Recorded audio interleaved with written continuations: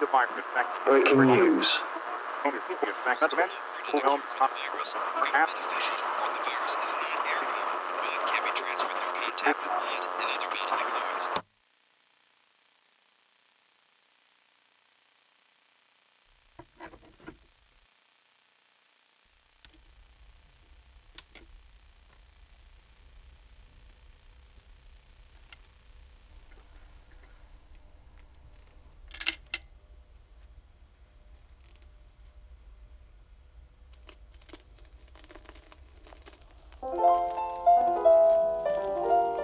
We are young people, trying to find our way within a mad, mad world.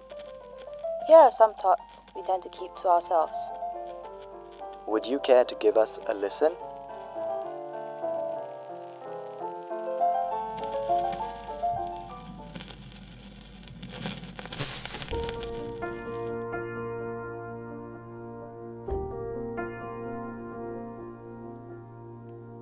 So there's no doubt the media is selective in their coverage.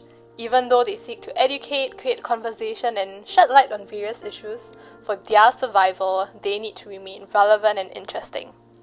The World News section isn't really as international after all. There are so many humanitarian crises globally, though equally important and needing support, that mainstream media doesn't really talk about. We have severe droughts in countries like Madagascar, Zambia, Kenya, and political turmoil in Libya, Yemen, and Venezuela. Even how COVID-19 is affecting different nations is reported along geopolitical lines. Closer to home, we have conflict in Patani and Kashmir, the abuse of Uyghur Muslims, human trafficking and slavery, stateless people and refugees. The list is never ending, and even I confess, most of these are only known because of my academic training. So is it our selective empathy at play, or is it a crisis fatigue of sorts?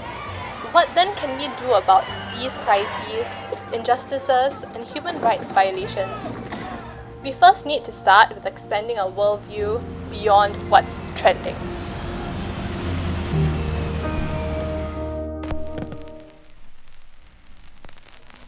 Actually, the question is quite interesting because I think the terms overgrown or manicured tell us less about the urban landscape itself and more about how we feel about it. It says more about ourselves than the person who decides if it's cut. I mean, I would say it's so subjective that actually Singapore is neither because, well, I think, for instance, a car park with lots of weeds is attractive. The thing is, I don't live near a car park, so I don't have to live with the risk of rats infesting the place, for instance. People who live there might consider it overgrown because, in this case, nature, if we can call pests, nature has dominated the human spirit. And there can be a real threat to a person's basic needs if that happens. It depends a lot on your interaction with that environment, which makes you give a value judgment on whether it's overgrown or manicured. But if I had to give a straight answer, of course I would say I prefer the overgrown because it's linked to the ideas of, wildness and being free, but it's very easy for us to say that if our basic needs are fulfilled. So I guess how this translates practically is that while I think it's important for the country to keep building things like affordable housing, you can build, but I'm very worried that new developments like Tengah Town and Manda Eco Resort will decimate forests, which are literally several times older in our country. Become like Punggol, where everything is supposedly natural but is as far from natural as it can be. The thing that's more important, is how to compromise and where to. Of course, the majority will agree that HDB cannot be overgrown until it's like the roof collapses, right? But being sensitive to the parts that must stay overgrown, dominated by nature, that's where I think we need to learn. In Singapore, I think there's also this issue with the built environment.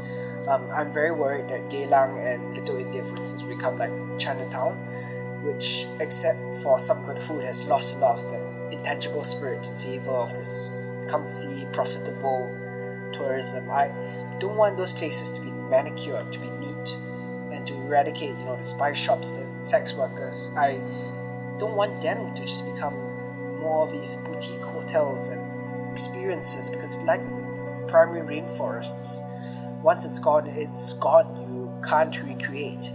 Then there can be no discussion of whether it's overgrown or manicured anymore.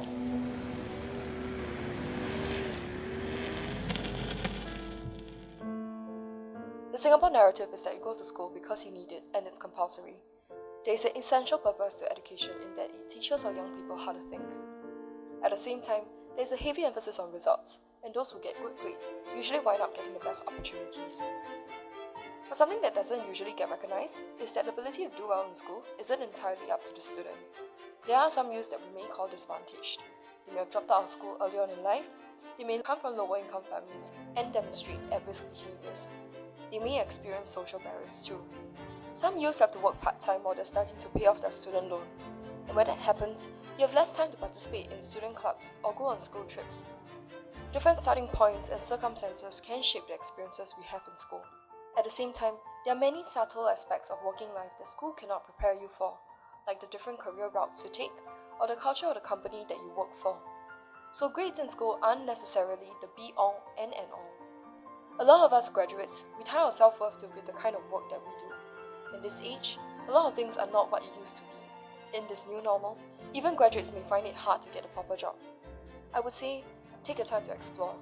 You may not get your ideal first job, but getting the experience is more important. Be brave and see that your first steps into the working world as a starting point, not as an end.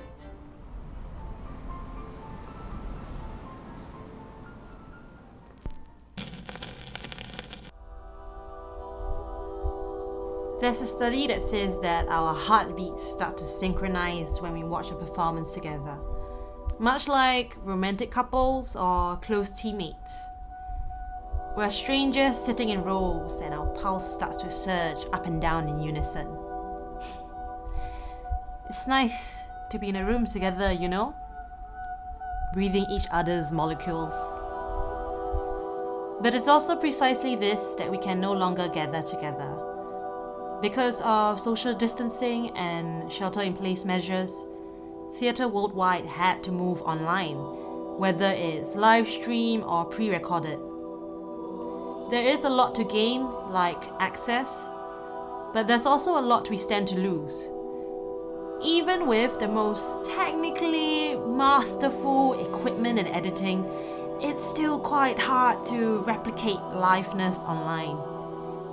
Maybe for some people, they do feel like they're there watching the show, but at least for me, it's not the same. The thing about artists and art making, there's really no money here. But for various reasons close to our hearts, many of us still chose to do so anyway. And when the pandemic decimated our industry for the foreseeable future, it wasn't just paychecks that disappeared, but we also lost our sense of identity and purpose. So now there's an immense pressure to create in order to get back that sense of security. Of course, among us, some feel like they just don't want to engage with the online medium at all. And then there are those who feel like this is an exciting new way to approach performance making because Zoom and the virtual, it offers new vocabularies to play around with. And you have the same polarization with audiences as well.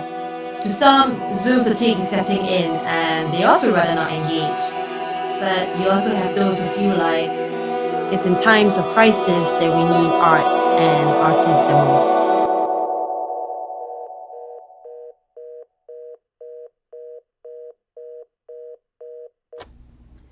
With 2020 hindsight, pun intended, I'll still have chosen to be in theatre, knowing that our new normal comes with big fat question marks.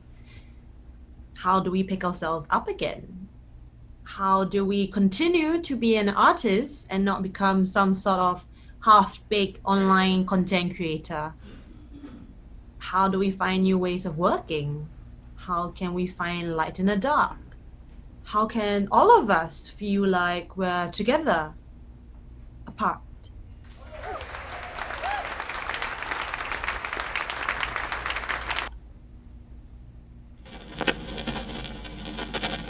The journey towards reaching adulthood is accompanied by many transitions. We graduate, begin our careers, some get married, and some have kids. Now each is a transition in itself. Coping with adjustments brought on by COVID-19 is adding a layer of transition on top of existing transitions. In this new normal, boundaries are blurred. Now, our home space becomes our workspace. We're forced to toggle between so many roles and duties all at once. For our generation, there's also the digital struggle. We've got so much access to information with the internet, and with it, also more opportunities for comparison. With social media, we're constantly exposed to things we yearn for, but can be so far away from attaining. And when we keep running after what we can't reach, it can really wear us down. The feeling of being overwhelmed is not an easy state of mind. It can make a person feel dwarfed and very much attacked. It's only natural that in all this distress, the overwhelmed individual would want a way out. Sometimes, suicidal thoughts may come in as a possibility of a way out. What we can do is to be there for each other and support each other. Now, talking about suicide doesn't make a person think more about it. Instead, it can help him unpack his current situation and realize what's important to him. When you stick with your friend and journey with him, what you're really saying is, I see you, and I care about you. You're helping him realize that he's not alone. With your help, he can recognize not just what's wrong, but also what's strong about himself. And most importantly, that there are other ways out of distress. Some may look upon the alarming rates of depression and suicide cases among youth in Singapore and associate it with the weakness of the strawberry generation. In the first place, what is our definition of strength? Is it just about being successful? Being on top? I personally see a lot of strengths in people who are willing to acknowledge their suffering and reach out for help. Moving forward, I think this is something that we as a society needs to define for ourselves. What strengths can we draw from within and around us to help us overcome challenges in life? What keeps us going? And what are our reasons for living?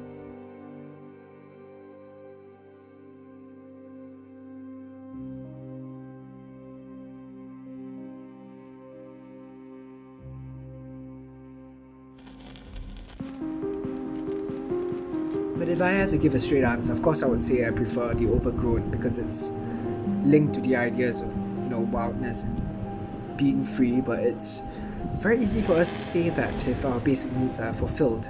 Now, talking about suicide doesn't make a person think more about it.